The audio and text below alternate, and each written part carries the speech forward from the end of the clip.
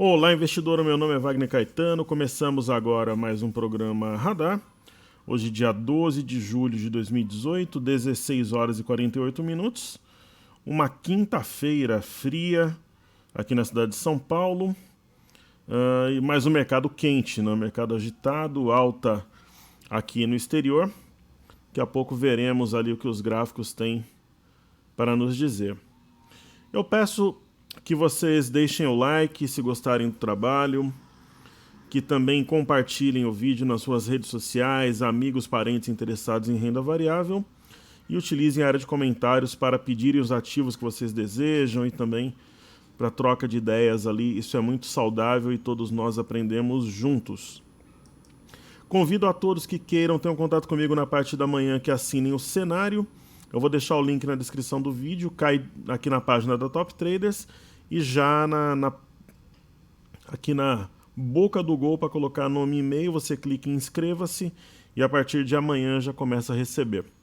E por fim, convido a todos para se inscreverem no treinamento gratuito Seja Bem-vindo à Bolsa. Eu entendo como uma boa porta de entrada consciente, racional e equilibrada na Bolsa de Valores. Gratuito. Qualidade digital de som e imagem gravado em estúdio com edição. E era um treinamento que eu ministrava anteriormente, entre os anos de 2007 e 2012, quando eu fui palestrante do circuito Expo Money. Eu dava cursos presenciais nas cidades que o circuito passava. Eram essas: Goiânia, Brasília, São Paulo, Rio, Belo Horizonte, Florianópolis, Porto Alegre, Curitiba.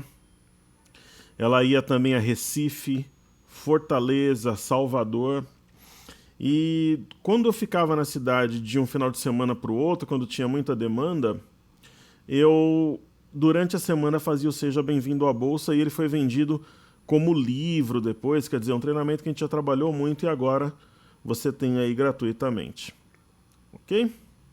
Então é isso aí, vamos aos estudos, iniciando como de costume pelas criptomoedas. Tem mais uma sessão de baixa, né? Vamos ver aí que os gráficos têm de informação importante. Lembrando que pela nossa estratégia, pela nossa filosofia, a gente usa sempre a visão de swing trader, né? E entende ali que um gráfico aplicado de forma simples, efetiva e inteligente, juntamente com leitura de fluxo, e uma boa preparação psicológica e tal, faz com que o investidor tenha grandes chances aí na renda variável. Então eu vou falar primeiro de Bitcoin. As criptomoedas sempre em dólares americanos, né? O pessoal que pergunta de corretora, os meus alunos têm falado muito bem da Poloniex. Ok, pessoal? Corretora aí do exterior. E vamos ver aqui o Bitcoin. Nós temos uma situação no Bitcoin que já era inclusive esperada, né? Como uma forte possibilidade, digamos assim, que seria a busca aqui pela região de 6.100 dólares, né? Entendendo que ele estaria formando um ombro, cabeça, ombro invertido. Só que é aquela história, não dá para expor muito mais aí que uns 20% da posição, talvez 25%, porque a tendência, pessoal, é de baixa. Então quem está comprando agora está comprando risco. Só que é aquela história, uma coisa é comprar 20 mil dólares, né, que estava aí recentemente, né, uma outra coisa é comprar 6, né. Então, mas mesmo assim como a tendência é de baixa, seria uma compra comedida mais ou menos nessa região. Só que assim, perdeu 6.100, a chance de vir a 5.800 é grande, né. E é o caminho mais provável, por isso que você faz uma compra parcial, porque você está comprando risco. Se dispara, você não fica de fora, se cai, você tem margem de manobra. No caso do Bitcoin Cash, diferente do Bitcoin, na verdade as altcoins não estão... deixa eu ver aqui. Já não estão com uma condição, mesmo que seja ousada, de compra. Não existe um sinal, né? No caso do Bitcoin Cash, por exemplo, ele está aqui com um topo duplo, e este topo duplo remete a 650 dólares, que eu acho que vai buscar. Desde aqui de cima dos 850, já dava esse sinal, porque esse daqui é uma estrela cadente que nós temos marcado exatamente aqui no dia 3/7, né? E acho que deve vir nesse alvo aqui, e aí veremos o que o Bitcoin Cash fará. Aí no caso do Ethereum, temos também um topo duplo reforçado por um rompimento falso aqui de 487. Qual que é o alvo? Seria $405. Eu particularmente acho que vai para lá. Ok? E por fim o Ripple. Venda dominante também. Nós temos aqui uma figura simétrica que remete a 42 centavos. Então deve chegar talvez amanhã. Então, a venda é dominante nas criptos, com exceção de Bitcoin, nenhuma dá para arriscar uma compra, e o Bitcoin é uma posição bem moderada, aí talvez 1/5 do capital desejado, mas entendendo que você está comprando o risco e que a tendência é para baixo. Ok, pessoal? Falando aqui do petróleo, eu vou fazer os dois, vai. Um mercado bem turbulento, né? Primeiro o crude oil, que é o WTI, negociado na NYMEX em Nova York. Hoje o pregão estava em queda, em alta de manhã. Veio na média de 21, respeitou como resistência. Então, assim, depois de uma barra dessa, é muito difícil o mercado negá-la, né? Então, o que o mercado está fazendo hoje? Um pregão de equilíbrio entre a compra e a venda. Então, é o primeiro passo. Está existindo aqui uma correção dessa pernada de alta em linha reta, movimento normal. Hoje, depois da pancada aqui no Marubozu, teve o equilíbrio. Essa que é a leitura. E falando do petróleo Brent, negociado na ICE, em Londres, ele vem de um movimento que não é um movimento retilíneo, teve uma alta, mas em menor proporção. Nós temos aqui um topo duplo, e o objetivo do topo duplo foi alcançado a 72,96. Para quem é mais cri-cri, né? Será que o topo duplo não começa aqui, 72,49? É possível, hoje chegou a bater 72,70. Mas assim, a figura, na minha visão, foi cumprida. É uma região de suporte, né? Foi piso aqui no dia 2 de maio, depois foi aqui e também agora. Então, uma região de fundo importante. Está até em alta, né, e é um candle de equilíbrio. Depois de uma baixa como essa, a gente tem que ver a marcação de mínima e máxima para ver como é que o petróleo vai reagir. Ok? O EWZ, pessoal, que é aquela ETF brasileira negociada lá em Nova York, né, tá fechando agora, inclusive, daqui a pouquinho já fecha lá em Nova York. Agora tá no finalzinho aqui, faltando alguns minutinhos para fechar. Olhando aqui pelo gráfico semanal, né, a gente sabe que temos um sinal de fundo no semanal, acionado na semana passada. A mínima dessa semana está bem acima da semana passada e a máxima está acima da máxima da semana passada. Assim sendo, é uma configuração de fundo, né? Eu vejo isso daqui como uma figura simétrica que vai jogar o EWZ aproximadamente ali em 36,50 ainda no mês de julho. Essa é a minha expectativa. Okay? Lembrando que ele é inversamente proporcional ao dólar. Falar um pouco de participação dos estrangeiros aqui no mercado doméstico no Brasil, né? Nós tínhamos, na semana, né? Os estrangeiros começaram comprados em 119.916.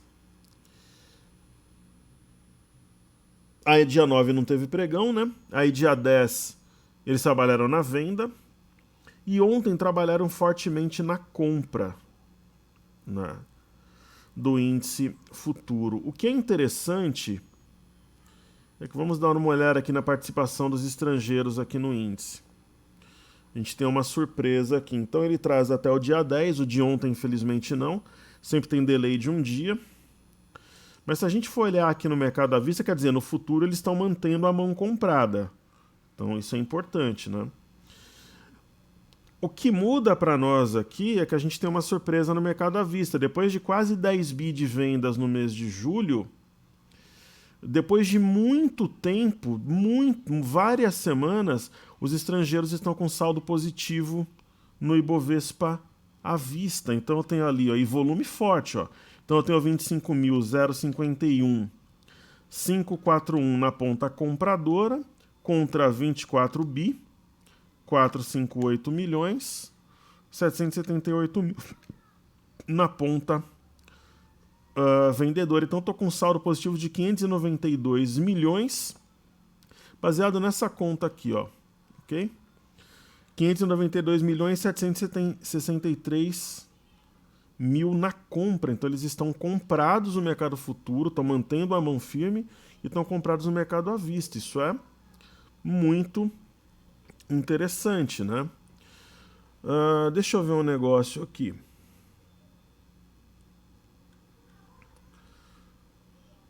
Que eu queria passar para vocês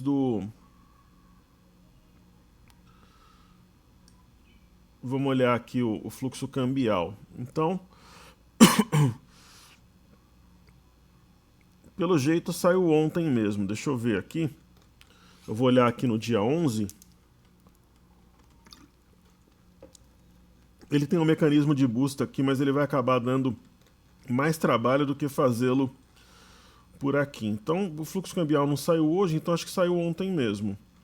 Geralmente sai uma informação divulgada pelo Banco Central, né? Sempre... tá aqui, ó, na quarta-feira. Mas eu achei que para o feriado poderia ser hoje, então vamos lá, ó. Fluxo cambial total em julho até o dia 6, ele traz sempre da semana anterior. É positivo, ó, em 2,034 bilhões. Ó. Então o fluxo total é positivo, né? Então isso é importante, ok? Agora, o que é mais importante, pessoal? Que o canal financeiro apresentou entradas líquidas de 1,712 bilhão, que é o que mais interessa para nós. Então isso é bem interessante. O fluxo cambial total no ano, até 6 de julho, é positivo em 24 bi 560. Isso é legal também, né? Então, no ano está positivo, né? E o que eu queria ver aqui é o fluxo cambial total em julho, o comercial e o financeiro isolado, que é 1,712 bilhão, que acaba sendo o de julho, uma vez que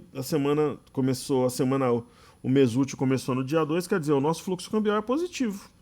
Simples assim. Então a gente tem fluxo cambial positivo, tem estrangeiros comprando índice, estrangeiros comprando bolsa a partir de agora. Então são fatores que podem realmente alimentar uma alta, né?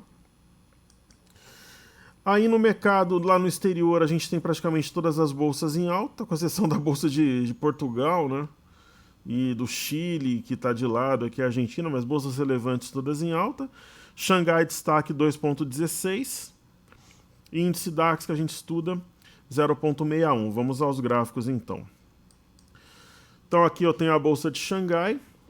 A gente sabe que existe um sinal de fundo, né? E eu até comentava ontem, pessoal, isso daqui para mim está com cara que o mercado fez o fundo, né? A impressão que eu tenho é que vai subir, desce, faz um fundo mais alto que o anterior e ao romper essa máxima aqui a gente tem um pivô de alta. E um pivô de alta é um sinal técnico de reversão de tendência, então é isso que nós temos na bolsa de Xangai. No índice DAX, talvez tenhamos algo parecido, né? O mercado subiu, caiu e hoje houve reação. Na minha visão, o ponto alto é esse eixo aqui do topo duplo, região de 12.540, 12.550, teria que ser rompida de vez. Inclusive é onde está a média de 21, percebam. Ó. Então essa região sendo rompida mostra alguma força, mas o ponto alto mesmo, o rompimento da região de 12.650, aí deve vir fechar esse gap que ficou aberto entre os dias 18 e o dia 19, entre 18 e 19 de junho, 18 e 19 do 6. Perfeito? Então, estudamos aí os fluxos, tudo aquilo que a gente gosta de fazer. No caso das bolsas americanas, estão fechando agora em alta. S&P 0,88, Dow Jones 0,91, Nasdaq 1,39. Então vamos lá aos estudos para a gente ver o que as bolsas americanas têm ali de interessante para a gente estudar. Começando pelo Dow Jones, as 30 maiores empresas americanas do setor industrial, né? Lembrando que tem espaço para subir porque no ano está de lado, eu mostrei isso ontem, é o principal benchmark norte-americano. Pô, professor, mas o S&P tem 500 empresas, mas é considerado o principal benchmark. Aí é... Enfim, a maior parte dos traders entendem assim, né? A figura do índice Dow Jones é tão complexa quanto o seu próprio movimento lateral, volátil inclusive. Na minha opinião, essa movimentação favorece a ponta compradora, né? O Marobuzu respeitando médias e deixando para trás o 24.860, mas tem alguns enroscos aqui pelo caminho, mas enfim, na minha visão, isso aqui é uma simetria em formato V e o mercado vai vir buscar aqui a região de 25.400, aí talvez na próxima semana. Ok, a minha leitura para o índice Dow Jones. No caso do S&P, ele está mais forte que o Dow Jones, né, naturalmente, né? Tem uma alta moderada no ano, mas é alta, então o mercado superando uma região importante, ó, né? Essa região de 1, 2, 3, 4 candles de topo, passou com facilidade, demonstrando convicção. Acima de 2.802 entra num território comprador e espanta um possível ombro, cabeça-ombro que nós temos sim aqui, né, para apimentar aí o acarajé. No caso do índice Nasdaq, pessoal, só para não ficar alheio aqui, eu tinha comentado que eu achava que a Croácia iria para a final, não sei se vocês lembram aí, e para mim a Croácia leva a Copa e o Modric, que é um jogador que eu gosto muito, sou torcedor do Real Madrid na Europa, porque eu morei na Espanha um tempo, frequentava o Santiago Bernabéu, cheguei a ouvir muito da história do clube, e lá a história do clube se mistura com a política, coisa e tal. Então é um clube que eu gosto muito também, sou corintiano e na Europa torço para o Real, que lá é mais conhecido como Madrid, né? Pouca gente lá fala Real Madrid, nós que estamos habituados aqui. E eu acho que a Croácia leva a Copa, pessoal. E semana que vem volta o brasileiro, a gente vai ter os palpites, que diverte aqui um pouco mais o canal. No caso do índice Nasdaq, impressionante. Máxima histórica de novo em fechamento. Eu acho que é válido que nós marquemos esse ponto aqui, que é o 7.806, né? E vou colocar 7.807, porque tem uns quebrados aqui. E é isso. Agora esse ponto... ele é suporte, né? Então as bolsas americanas demonstrando força, por isso inclusive que eu acho que o Dow Jones vai para cima aí. Ok? E veja aqui, você entenda que aquela simetria em V que eu comentei, no caso do índice Nasdaq, ela foi completa. Não é como se colocasse um espelho aqui, um eixo, um lado é praticamente o reflexo do outro. Agora a gente vai fazer Ibov, dólar e índice, falar também dos destaques do pregão. Os pedidos do YouTube hoje serão MYPK3, Move 3, Amar 3, Ecor 3 e Abev 3. Todas elas aí em fechamento. Então, como o Ibovespa tem algumas ações que estão aqui no leilão, né? Aí por isso que aparece aqui o preço teórico. Então, por exemplo, as ações Amar 3 já fechou, o último negócio 17,6. No caso de BBS ainda não, está 17,54 o último negócio, ainda está em leilão. Então eu vou fazer aqui primeiro o dólar. Então, pessoal, o dólar é um caso sério, existe uma memória compradora. Eu não estou concentrado no dólar, estou concentrado na minha carteira de ações, nos mini contratos de índice, vendo alguma oportunidade em criptomoedas, especificamente Bitcoin e fundos imobiliários. Mas assim, por exemplo, imagina que eu tivesse comprado no dólar, onde é que estaria o meu stop? Abaixo do 3.802 aqui e 500, que faria um pivô de baixa. Tem um sinal de topo, que é uma pinça, mas não desenvolve, ó.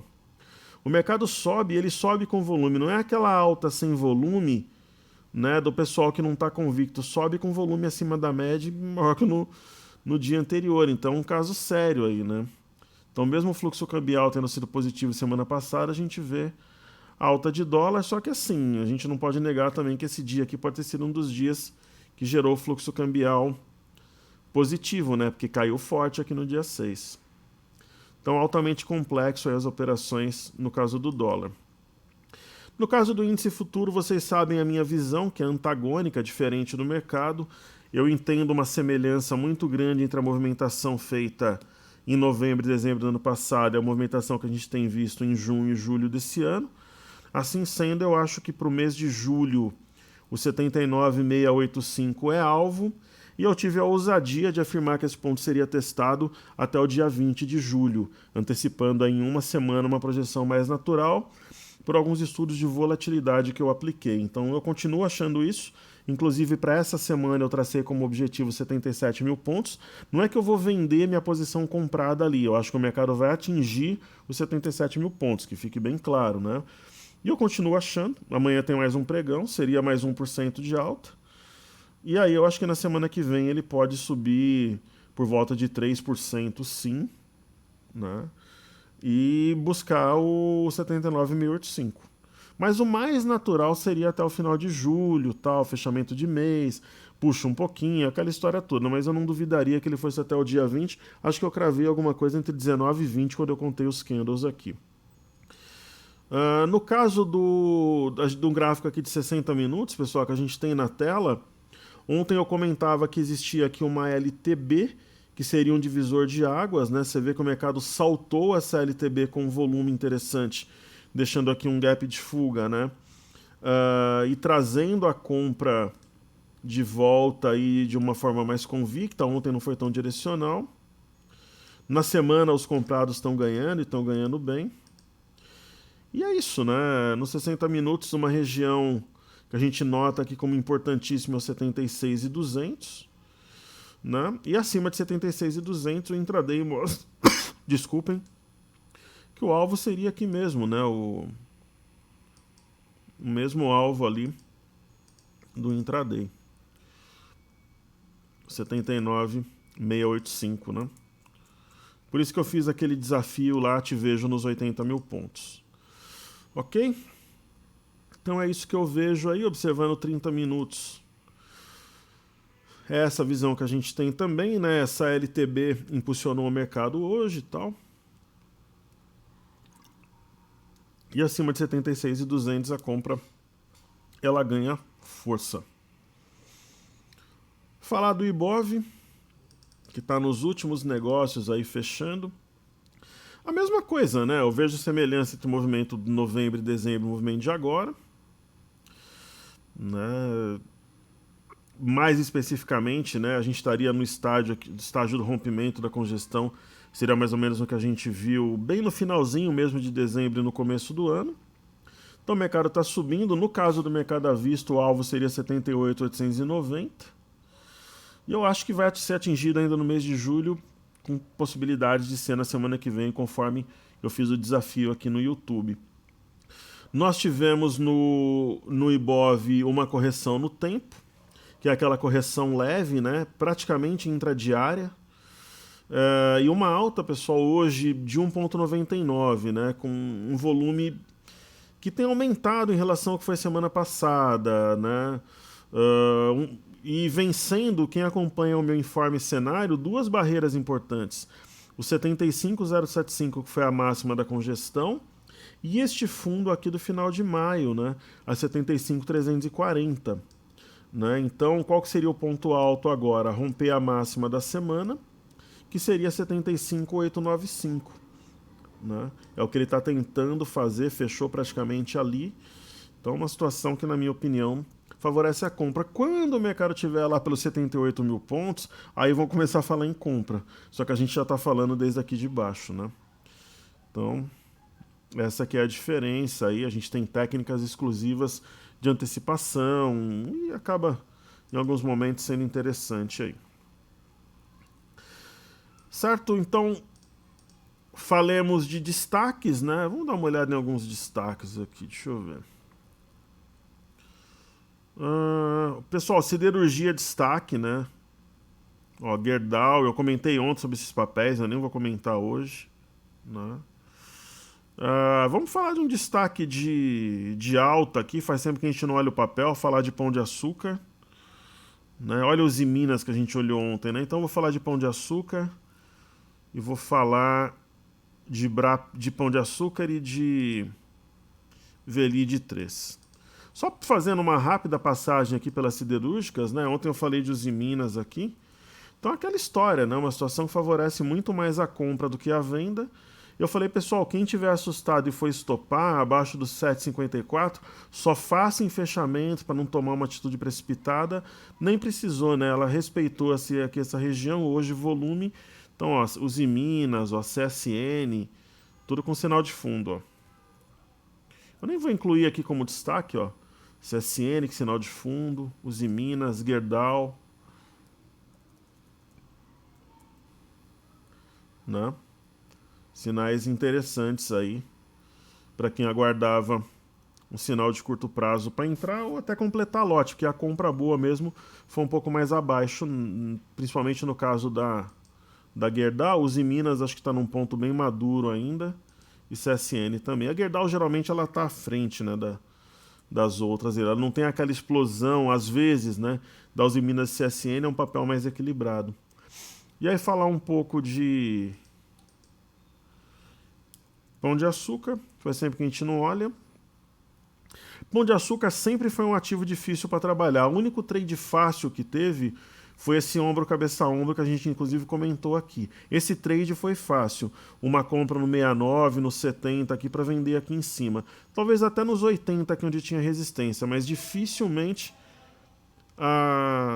o Pão de Açúcar dá moleza. É uma ação dura de operar, assim como o Carrefour também é, né? Pessoal, é um gráfico muito louco, né? No semanal, eu gosto de olhar esse tipo de ativo porque você tem uma luz maior. Ela tem aqui um ombro, cabeça-ombro invertido. O rompimento se daria perto dos 80, de fato. Então eu acho que para a posição é interessante sim, né? E no diário seria isso aqui, ó, ombro, cabeça, ombro invertido. Como ela subiu através de um ombro, cabeça, ombro invertido, pode fazer sentido sim. Uma posição comprada, principalmente para quem tem visão de prazo mais longo. Aí falar de Velide 3. É um papel custoso, como diz no interior, né? Eu não vejo nada de tão interessante assim em Velide. Ela tem um pivô de alta sim, acima de 17,72. Como ela está voltando na cabeça do pivô, quem tem interesse específico no papel é ponto de compra, porque você está na cabeça do pivô e na média de 5. Né? Mas não estaria numa lista minha de prioridades. É mais uma ação que eu coloco naquele time das ações malucas difíceis de operar, que inclui VEG3, BVMF3, que agora é a B3, né, ação da bolsa. Então eu acho um ativo extremamente complexo de operar. Ok? Então eu vou fazer aqui a listagem dos pedidos do YouTube.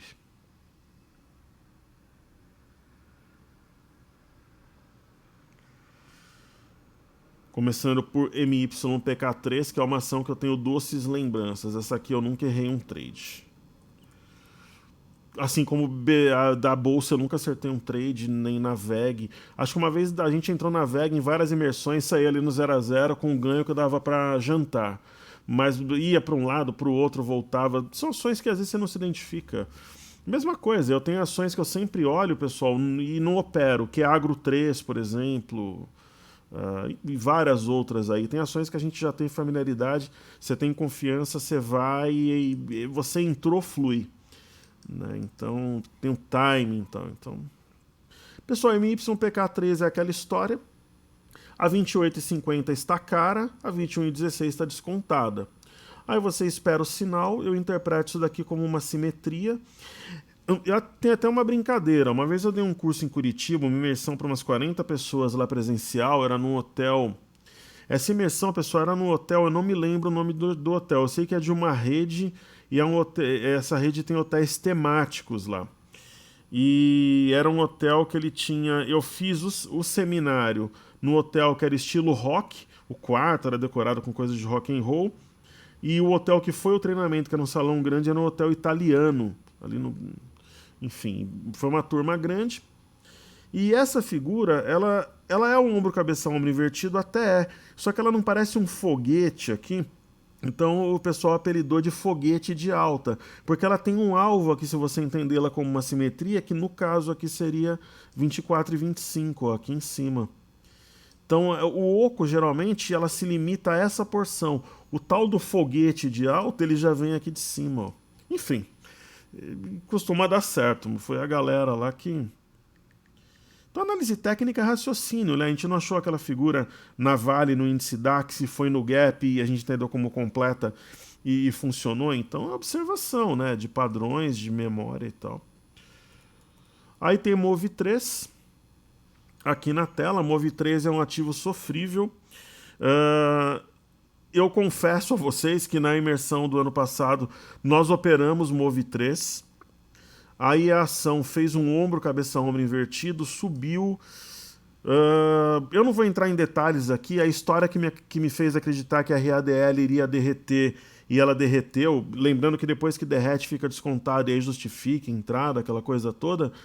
Mas, por exemplo, compara para quem aluga carro, eventualmente, a Move3 com a Rente, né? Então, né, é um caso sério o ativo, mas, pessoal, é aquela história, né? Há pouco tempo atrás estava beirando os 9 e agora está 5. Então, mas assim, não está na minha lista de prioridades. Mas para quem gosta de pegar um trade mais arrojado, mas assim, redução de volume, é um setor que pode andar por inércia aí, digamos, né? Mas entre ela e a Rente, vamos avaliar a Rente também, que aí fica como bônus hoje. Hoje fica siderúrgicas como bônus. Eu prefiro a Rente. É uma situação parecida no gráfico e tem, na minha opinião, melhores fundamentos. Eu decidiria entre Rente e Move, eu compraria a Rente. Mas é só uma opinião, nada impede que uma suba mais que a outra. Isso vai de mercado, tem mudanças, às vezes o mercado tem informações que a gente não tem, expectativa futura. Teria que ser uma variação mais profunda, mas a minha preferência é a mesma coisa da minha preferência de Azul por Gol, né? Então, uma questão subjetiva, de estudo de alguns fundamentos de fluxo e tal. Pessoal, Lojas Marisa, ela tem uma linha de tendência de baixa que guia os negócios desde março, e ela já veio, né, desde lá, uma, duas, três, quatro, ela está nessa linha de novo, e caso ela rompa com essa LTB, acho que ela vai embora. É a minha visão, lembrando que ela vem no movimento francamente baixista, pode inflexionar, está descolada dos fundamentos, na minha opinião. Aí temos aí depois Ecor 13 e Ambev, né? Então Ecor 13 aqui na tela. Eu acho uma boa, simplesmente. Seria uma ação que eu compraria se tivesse caixa extra. Descontada. Tem uma formação de fundo, né? E é isso, eu acho que tem... Por simetria, viria aqui entre 9,50 a 10 reais, eu acho que é uma oportunidade.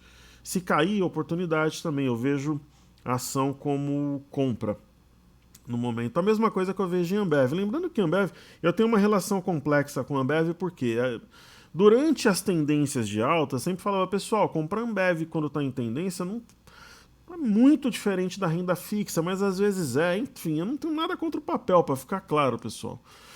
Mas acho difícil de operar também. Agora é aquela história. Uma coisa é você comprar Ambev a R$24.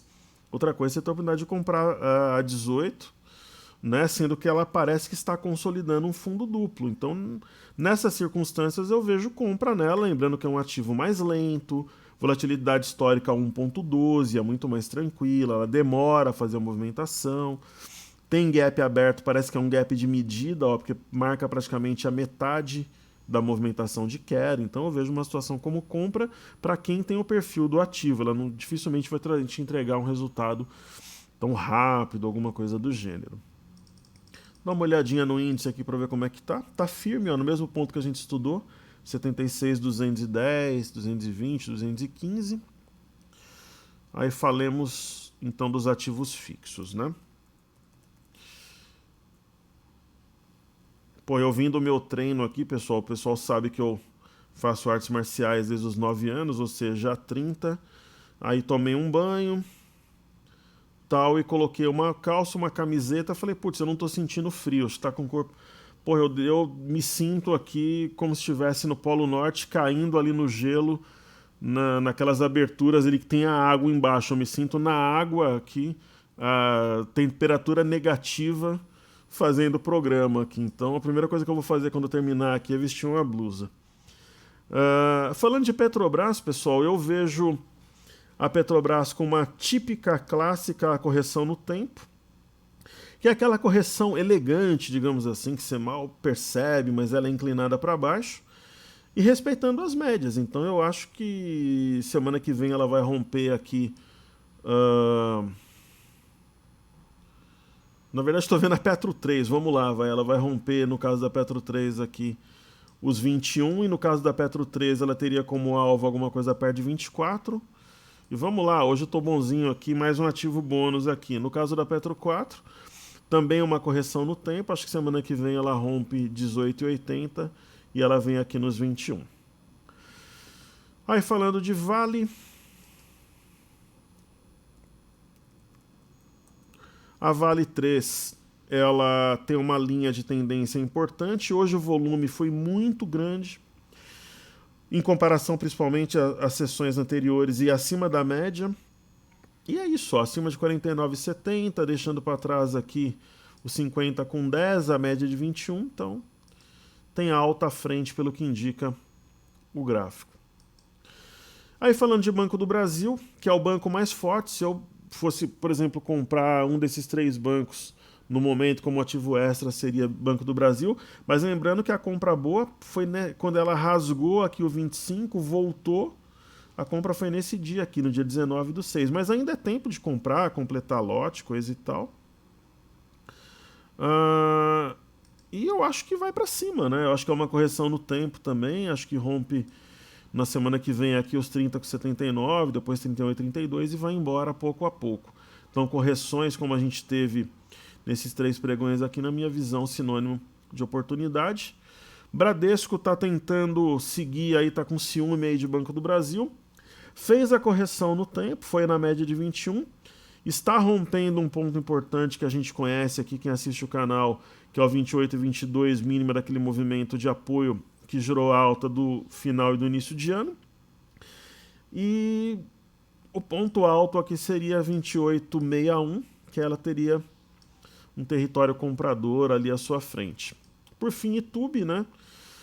A Itube, ela está já fazendo essa movimentação, ela nem praticamente corrigiu no tempo, as mínimas e máximas são mais altas aqui basicamente, está deixando 42 e 44 para trás e também o 42,78 aqui alta à frente, correções igual oportunidade na minha ótica.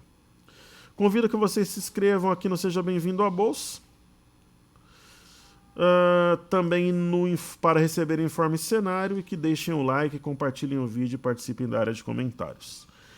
Saúde e paz a todos, pessoal. Eu espero que amanhã estejamos juntos no radar, se Deus quiser. E vamos em frente aí. Nos vemos aí nos 80 mil pontos, provavelmente ainda no mês de julho. Que assim seja. Se virar para baixo, a gente vai estar preparado também para tomar uma atitude, mas eu acho que nos veremos realmente ainda em julho, nos 80 mil pontos, possivelmente no final da semana que vem. Bons estudos, excelentes operações, meu muito obrigado, valeu!